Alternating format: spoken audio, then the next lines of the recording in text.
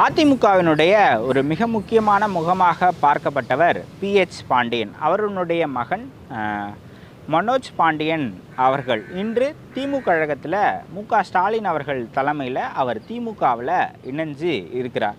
மனோஜ் பாண்டியன் அதிமுகவினுடைய 2001 சேரன் மகாதேவியினுடைய சட்டமன்ற உறுப்பினராக போட்டியிட்டு வெற்றி பெற்றவர். 2010 to 16 நாடாளுமன்ற மாநிலங்களவை உறுப்பினராக இருந்தார். 2021 ஆலங்குளம் சட்டமன்ற தொகுதியில் போட்டியிட்டு அதிமுகவினுடைய உறுப்பினராக மாறினார்.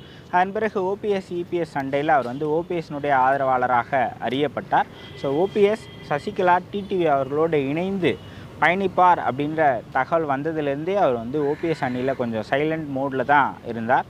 கடந்த பிப்ரவரி மாதமே அவர் திமுகவில் இணைய போகிறார் அப்படின்ற செய்திகள்லாம் வந்தது. இப்போ அவர் திமுகவில் இணைஞ்சும் இருக்கிறார்.